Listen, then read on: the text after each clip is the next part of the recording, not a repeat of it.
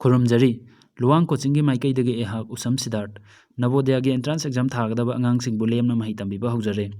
ꯀꯣꯔꯣꯅꯥꯅ ꯃꯔꯝ ꯑꯣꯏꯗꯨꯅ ꯑꯉꯥꯡꯁꯤꯡꯅ ꯂꯥꯏꯔꯤꯛ ꯇꯝꯕꯗ ꯈꯨꯗꯣꯡꯆꯥꯗꯕ ꯀꯌꯥ ꯑꯃ ꯃꯥꯌꯣꯛꯅꯔꯤꯕꯁꯤꯡꯁꯤꯒꯤ ꯈꯟꯗꯨꯅ ꯀꯣꯔꯁ ꯑꯁꯤꯕꯨ ꯍꯧꯗꯣꯛꯆꯕꯅꯤ ꯃꯌꯥꯝꯅ ꯌꯨꯝꯗ ꯄꯣꯊꯥꯕꯤꯗꯨꯅ ꯌꯨꯇ꯭ꯌꯨꯕꯀꯤ ꯈꯨꯠꯊꯥꯡꯗꯒꯤ ꯀꯣꯔꯁ ꯑꯁꯤꯒꯤ ꯀꯥꯟꯅꯕ ꯂꯧꯕꯤꯌꯨ ꯑꯃꯗꯤ ꯚꯤꯗꯤꯑꯣ ꯂꯦꯛꯆꯔꯁꯤꯡ ꯑꯁꯤꯕꯨ ꯄꯥꯝꯕꯤꯔꯒꯗꯤ ꯚꯤꯗꯤꯑꯣ ꯑꯁꯤꯕꯨ ꯂꯥꯏꯛ ꯇꯧꯕꯤꯌꯨ ꯑꯃꯗꯤ ꯃꯔꯨꯞ ꯃꯄꯥꯡ ꯑꯇꯩꯁꯤꯡꯗꯁꯨ ꯀꯣꯔꯁ ꯑꯁꯤꯒꯤ ꯀꯥꯟꯅꯕ ꯑꯁꯤ ꯐꯪꯍꯟꯅꯕꯒꯤꯗꯃꯛꯇ ꯁꯦꯌꯔ ꯇꯧꯕꯤꯌꯨ ꯑꯃꯗꯤ ꯆꯦꯅꯦꯜ ꯑꯁꯤꯕꯨ ꯁꯕꯁꯀ꯭ꯔꯥꯏꯕ ꯇꯧꯕꯤꯌꯨ ꯉꯁꯤ ꯑꯩꯈꯣꯏꯅ ꯅꯩꯅꯗꯧꯔꯤꯕ ꯄꯥꯔꯠꯁꯤꯅ ꯂꯦꯡꯒ꯭ꯋꯦꯖ ꯇꯦꯁꯀꯤ ꯁꯔꯨꯛ ꯑꯃ ꯑꯣꯏꯅ ꯋꯥꯔꯗ ꯃꯤꯅꯤꯡꯒꯤ ꯁꯔꯨꯛꯇ ꯋꯥꯔꯗ ꯃꯤꯅꯤꯡꯒꯤ ꯑꯩꯈꯣꯏ ꯄꯥꯔꯠ 1 ꯍꯥꯟꯅ ꯇꯧꯈ꯭ꯔꯦ ꯉꯁꯤ ꯇꯧꯗꯣꯏꯁꯤꯅ ꯋꯥꯔꯗ ꯃꯤꯅꯤꯡꯒꯤ ꯄꯥꯔꯠ 2 ꯑꯗꯣ ꯋꯥꯔꯗ ꯃꯤꯅꯤꯡꯒꯤ ꯁꯦꯔꯤꯁꯁꯤꯃꯗꯤ ꯑꯩ ꯌꯥꯝ ꯀꯟꯅ ꯁꯥꯡꯗꯣꯛꯑꯔꯣꯏꯀꯣ ꯀꯩꯒꯤꯅꯣꯗꯤ ꯃꯥꯗꯤ ꯁꯤꯅꯣꯅꯤꯝꯁꯀ ꯍꯥꯏꯐꯦꯠ ꯃꯥꯟꯅꯔꯦꯕ ꯁꯤꯅꯣꯅꯤꯝꯁꯇꯁꯨ ꯀꯩ ꯇꯧꯏ ꯋꯥꯔꯗ ꯑꯃ ꯄꯤꯔꯅꯤ ꯃꯥꯒ ꯃꯤꯅꯤꯡ ꯃꯥꯟꯅꯕ ꯋꯥꯔꯗ ꯃꯌꯥꯝ ꯑꯃ ꯑꯩꯈꯣꯏꯅ ꯏꯊꯣꯛꯇ꯭ꯔꯣ ꯋꯥꯔꯗ ꯃꯤꯅꯤꯡꯗꯁꯨ ꯍꯥꯏꯐꯦꯠ ꯃꯥꯟꯅꯩꯀꯣ ꯋꯥꯔꯗ ꯃꯤꯅꯤꯡꯗꯁꯨ ꯋꯥꯔꯗ ꯑꯃ ꯄꯤꯔꯅꯤ ꯑꯗꯣ ꯁꯤꯗꯅ ꯃꯥꯒꯤ ꯃꯤꯅꯤꯡꯗꯣ ꯇꯦꯜꯂꯛꯄ ꯌꯥꯏ ꯑꯁꯥꯡꯕ ꯌꯥꯏ ꯅꯠꯇ꯭ꯔꯥ ꯁꯥꯡꯉꯛꯄꯁꯨ ꯌꯥꯏ ꯁꯤꯅꯣꯅꯤꯝꯁꯇꯅ ꯋꯥꯔꯗ ꯑꯃꯒꯤ ꯋꯥꯔꯗ ꯑꯃ ꯋꯥꯔꯗ ꯑꯃꯒꯤ ꯋꯥꯔꯗ ꯑꯃ ꯁꯨꯃꯥꯏꯅ ꯆꯠꯂꯤꯗꯅ ꯑꯗꯣ ꯍꯥꯏꯐꯦꯠ ꯃꯥꯟꯅꯩꯀꯣ ꯑꯗꯨꯅ ꯑꯩ ꯁꯤꯅꯣꯅꯤꯝꯁꯀ ꯑꯦꯟꯇꯣꯅꯤꯝꯁꯀꯗ ꯑꯣꯏꯅ ꯈꯔ ꯁꯥꯡꯅ ꯇꯥꯛꯀꯦꯀꯣ ꯑꯗꯨꯒ ꯋꯥꯔꯗ ꯃꯤꯅꯤꯡꯁꯤꯗꯤ ꯌꯥꯝ ꯁꯥꯡꯗꯔꯒꯨꯝꯒꯦ ꯌꯥꯔꯦꯀꯣ ꯍꯧꯔꯁꯤ ꯋꯥꯔꯗ ꯅꯝꯕꯔ 21 ꯀꯣ ꯑꯩꯈꯣꯏ ꯍꯥꯟꯅ ꯀꯥꯏꯕꯨꯛ ꯇꯧꯈ꯭ꯔꯦ 20 ꯕꯨꯛ ꯇꯧꯈ꯭ꯔꯦ ꯑꯗꯨꯅ ꯁꯤ ꯃꯈꯥꯅꯤꯀꯣ ꯗꯤꯄꯥꯔꯠ ꯍꯥꯏꯇꯥꯔꯒꯗꯤ ꯇꯨ ꯂꯤꯞ ꯑ ꯄ꯭ꯂꯦꯁ ꯃꯐꯝ ꯑꯃꯕꯨ ꯊꯥꯗꯣꯛꯇꯨꯅ ꯆꯠꯈꯤꯕꯁꯤꯕꯨ ꯑꯩꯈꯣꯏꯅ ꯗꯤꯄꯥꯔꯠ ꯇꯧꯕ ꯀꯧꯋꯦꯀꯣ ꯑꯩꯈꯣꯏꯅ ꯐ꯭ꯂꯥꯏꯠꯀꯨꯝꯕ ꯔꯦꯜꯋꯦ ꯁ꯭ꯇꯦꯁꯟꯗꯒꯨꯝꯕ ꯀꯩ ꯊꯥꯒꯦ ꯑꯩꯈꯣꯏꯅ ꯆꯠꯂꯝꯗꯥꯏꯗꯣ ꯗꯤꯄꯥꯔꯆꯔ ꯀꯥꯏꯅ ꯊꯥꯕꯅꯦꯀꯣ ꯑꯦꯔꯥꯏꯚꯦꯜ ꯀꯥꯏꯅ ꯑꯦꯔꯥꯏꯚꯦꯜꯗꯅ ꯃꯤ ꯑꯩꯈꯣꯏꯒꯤ ꯊꯨꯡꯐꯝꯗꯣꯀꯣ ꯗꯤꯄꯥꯔꯆꯔꯅ ꯑꯩꯈꯣꯏꯒꯤ ꯃꯐꯝꯗꯒꯤ ꯆꯠꯐꯝꯗꯣ ꯑꯗꯨꯃꯥꯏꯅꯒ ꯊꯥꯕꯅꯤꯀꯣ ꯁꯤꯒꯤ ꯗꯤꯄꯥꯔꯠ ꯍꯥꯏꯔꯤꯕ ꯋꯥꯍꯩꯗꯒꯤ ꯂꯥꯛꯄꯅꯤꯀꯣ ꯗꯤꯄꯥꯔꯆꯔ ꯀꯥꯏ ꯍꯥꯏꯗꯣ ꯌꯦꯡꯁꯦ ꯁꯦꯟꯇꯦꯟꯁꯇ ꯀꯩ ꯍꯥꯏꯅ ꯁꯤꯖꯤꯟꯅꯒꯦꯗꯣ ꯃꯍꯦꯁ's flight will depart at 10 a.m. ꯃꯍꯦꯁꯀꯤ ꯐ꯭ꯂꯥꯏꯠꯇꯣ ꯑꯌꯨꯛꯀꯤ ꯄꯨꯡ 10ꯗ ꯆꯠꯀꯅꯤ ꯍꯥꯏꯕꯀꯣ ꯄꯥꯏꯒꯅꯤ ꯍꯥꯏꯕ ꯊꯥꯗꯣꯛꯑꯒ ꯆꯠꯈ꯭ꯔꯅꯤ ꯍꯥꯏꯕꯅꯤ ꯗꯤꯄꯥꯔꯠ ꯇꯧꯈ꯭ꯔꯅꯤ ꯁꯤꯗꯩꯁꯤꯗ ꯑꯩꯅ ꯃꯍꯦꯁ ꯑꯅ ꯃꯤ ꯃꯃꯤꯡ ꯑꯃ ꯄꯤꯔꯤꯁꯦ ꯀꯩꯒꯤꯅꯣ ꯑꯇꯣꯞꯄ ꯃꯤꯡ ꯑꯣꯏꯔꯁꯨ ꯌꯥꯏꯀꯣ ꯇꯣꯅꯤ ꯀꯥꯏꯅꯀꯣ ꯁꯦ ꯇꯣꯅꯤ ꯀ ꯍꯥꯏꯔꯗꯤ ꯑꯄ꯭ꯔꯣꯁꯇꯣꯄꯤ ꯑꯦꯁ ꯀꯥꯏꯅ ꯁꯨꯃꯥꯏꯅ ꯇꯞꯇ꯭ꯔꯣ ꯑꯗꯨ ꯑꯩꯅ ꯃꯍꯦꯁ ꯍꯥꯏꯁꯦ ꯀꯩꯅꯣ ꯑꯩꯈꯣꯏꯅ ꯃꯤ ꯃꯃꯤꯡꯒꯨꯝꯕ ꯃꯤ ꯃꯃꯤꯡ ꯅꯠꯇ꯭ꯔꯁꯨ ꯑꯦꯅꯤ ꯋꯥꯔꯗꯇꯅꯦ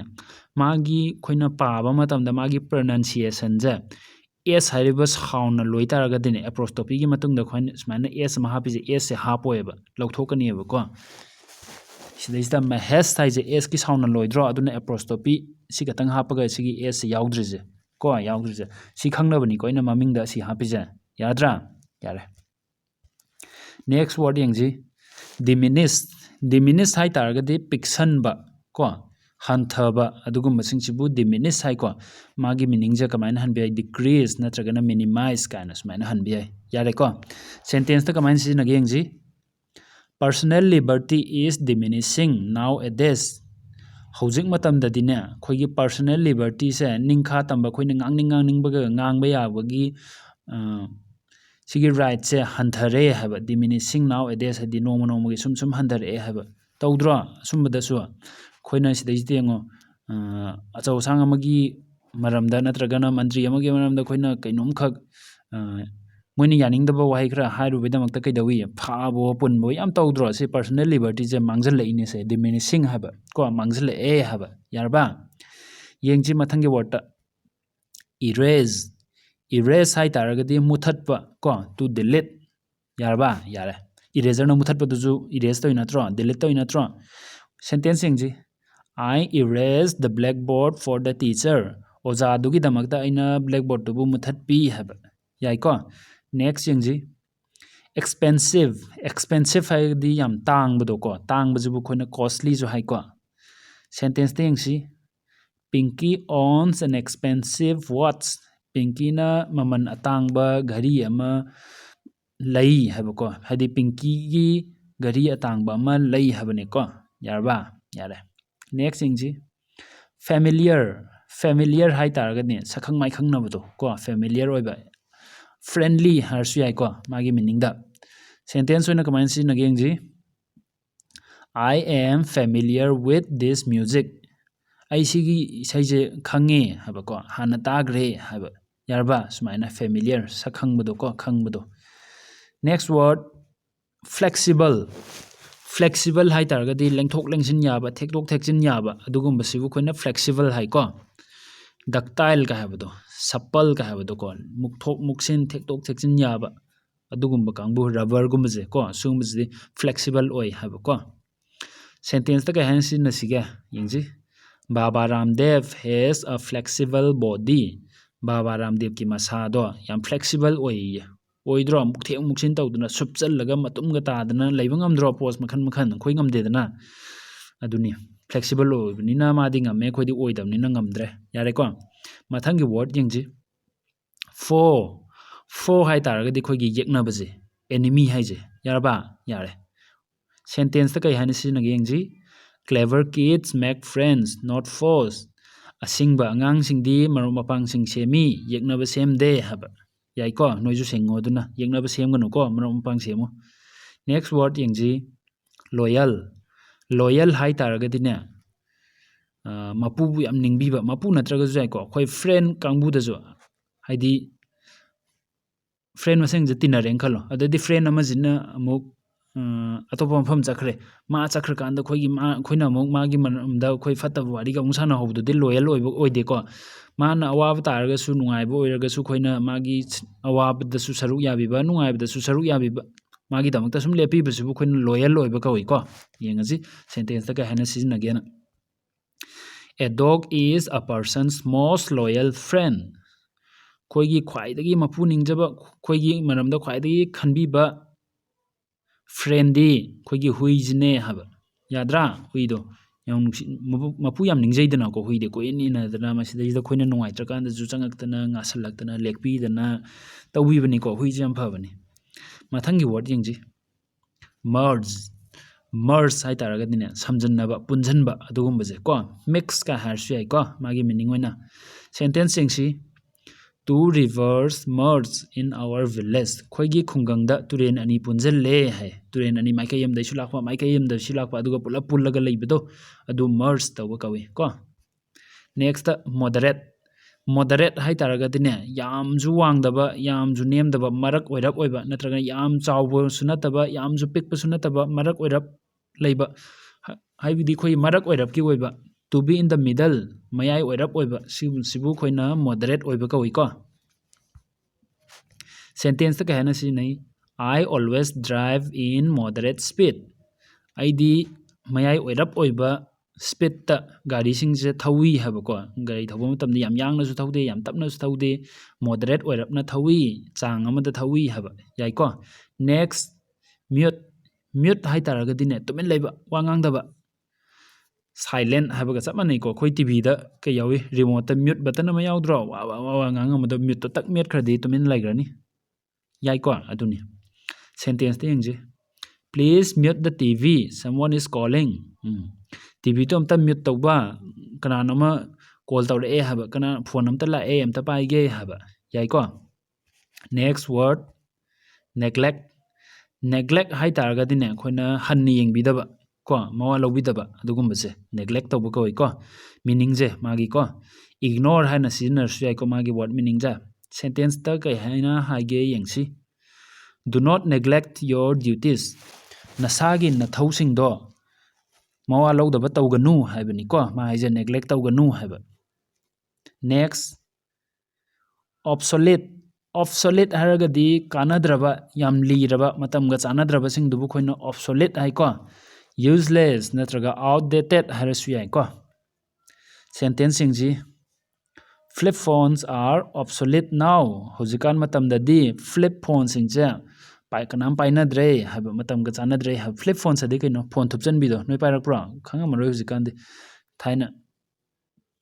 ꯑꯍꯥꯟꯕ ꯃꯅꯤꯄꯨꯔꯗ ꯐꯣꯟ ꯌꯧꯔꯛꯄꯩ ꯃꯇꯥꯡꯗ ꯑꯍꯥꯟꯕꯗ ꯀꯩꯗꯧꯏ ꯅꯣꯀꯤꯌꯥꯒꯤ ꯅꯨꯡꯗꯨꯝ ꯃꯥꯟꯕ ꯃꯇꯨꯝꯗꯨ ꯂꯥꯛꯏ ꯑꯗꯨꯒꯤ ꯃꯇꯨꯡꯗ ꯐ꯭ꯂꯤꯞ ꯐꯣꯟꯁꯦ ꯑꯃꯨꯛ ꯂꯥꯛꯏꯀꯣ ꯊꯨꯞꯆꯟꯕꯤ ꯌꯥꯕꯤ ꯀꯥꯡꯕꯨꯗꯣ ꯍꯧꯖꯤꯛꯀꯥꯟꯗꯤ ꯄꯥꯏꯅꯗ꯭ꯔꯦꯅ ꯃꯄꯥꯛ ꯉꯥꯛ ꯄꯥꯏꯅꯔꯦꯅ ꯑꯗꯨꯅꯤꯀꯣ ꯐ꯭ꯂꯤꯞ ꯐꯣꯟꯁꯤꯡꯁꯦ ꯍꯧꯖꯤꯛꯇꯤ ꯀꯥꯟꯅꯗ꯭ꯔꯦ ꯁꯤꯖꯤꯟꯅꯗ꯭ꯔꯦ ꯍꯥꯏꯕ ꯑꯣꯞꯁꯣꯂꯦꯠ ꯑꯣꯏꯔꯦ ꯍꯥꯏꯕ ꯌꯥꯏꯀꯣ ꯅꯦꯛꯁ ꯑꯣꯔꯤꯖꯤꯅꯦꯜ ꯍꯥꯏꯔꯒꯗꯤ ꯑꯁꯦꯡꯕꯗꯣ ꯀꯣ ꯑꯁꯦꯡꯕ ꯑꯗꯨꯒꯨꯝꯕꯗꯣ ꯖꯦꯅꯨꯏꯟ ꯍꯥꯏꯔꯁꯨ ꯌꯥꯏꯀꯣ ꯑꯦꯛꯖꯥꯝꯄꯜ ꯌꯦꯡꯁꯤ ꯋꯥꯔꯗꯁꯦ ꯁꯦꯟꯇꯦꯟꯁꯇ ꯀꯃꯥꯏꯅ ꯁꯤꯖꯤꯟꯅꯒꯦꯗ ꯌꯥꯏꯃ ꯍꯦꯁ ꯑ ꯂꯣꯠ ꯑꯣꯐ ꯑꯣꯔꯤꯖꯤꯅꯦꯜ ꯑꯥꯏꯗꯤꯌꯥꯁ ꯌꯥꯏꯃꯒꯤ ꯃꯁꯥꯒꯤ ꯑꯣꯏꯕ ꯋꯥꯈꯜꯂꯣꯟ ꯃꯌꯥꯝ ꯑꯃ ꯂꯩꯖꯩ ꯍꯥꯏꯕꯅꯤꯀꯣ ꯃꯤꯉꯣꯟꯗꯒꯤ ꯇꯥꯔꯒ ꯃꯤꯉꯣꯟꯗꯒꯤ ꯀꯣꯄꯤ ꯇꯧꯕ ꯅꯠꯇꯕ ꯃꯁꯥꯒꯤ ꯑꯣꯏꯕ ꯋꯥꯈꯜꯂꯣꯟ ꯃꯌꯥꯝ ꯑꯃ ꯂꯩꯖꯩ ꯑꯣꯔꯤꯖꯤꯅꯦꯜ ꯑꯥꯏꯗꯤꯌꯥꯁ ꯃꯌꯥꯝ ꯑꯃ ꯂꯩꯖꯩ ꯍꯥꯏꯕꯀꯣ next precise hai taragadi yamna chap chabado ko haidi nakan wauri haiba nadraba chap chaba answer khumba bu orju chap chana khumba dadi nauri kafa bu orju chap chana panba tien kafa bu orju mayai chap chana yungba adu dubu khoina precise hai ko chap chabido magi word meaning ja khoina accurate natragana specific kind harsu ai ko sentence ta ka hageng ji my watch is very precise aigi ghari je matam jam chum na pi haiba ma haije ko atai ghari da soram ma mai ghari da di soi de sine ma haining je ko next word yengji prohibit harga di thing baduni ko thing batham bado to ban something haije ko sentence ta ka hageng ji the government prohibit us from going out of the house government na khoi bu yum dagi mapan thokpada thing batham me hai prohibit tawre hai se prohibit us haije yai ko next yengji prosperous hai taragadi awat apa leitaba ko pisa paibugumba nagara khunbagumba adugumba je khoina prosperous hai ko flourishing rich ka haije ko sentence yengji next year is going to be prosperous mathangi chahidi awat apa leitaba oirani haba handak chahidi nungaitraba oiredana ko chahi hek horopodagi sigi covid-19 haiba laina jina sandoroktana khoije waredana ko adubu next year is going to be prosperous mathangi chahidi awat apa leitaba nungaiba chahi ma oirani haba yai ko next regard hai taragadi kainomaga mari leinana kainomaga mari leinaba jibu khoina regard toba koi ko concern for something haije ko magi word meaning da karigumba thabak amaga natragana kanagumba amaga mari leinana thodok amaga thokpa natraga mari leinana wa ama ngangba sugumba singjibu khoina regard ana tawbai koi ko khoina ga smaina haibado aina friend amagi mayumda chatle na khalo ko friend amagi mayumda chatle aduga amuk unare moigi ahal laman ima baba loi unare adadi moigi ahal laman jingduna amuk yare horen nang yum yorakanda noigi mama baba do khoina hangai hayuko ka haibje se regard tawba ningjang ai hayuko ka na haibje ko smaina tawbaje bu regard tawba koi ko sentence ka hageng ji please send my regards to your parents sida haijengo please send my regards to your parents nangi mama baba da aina ningjang ai hangai hayuko ka na haije ko sini regard tawba haije ko next word yengji reliable hai taragadi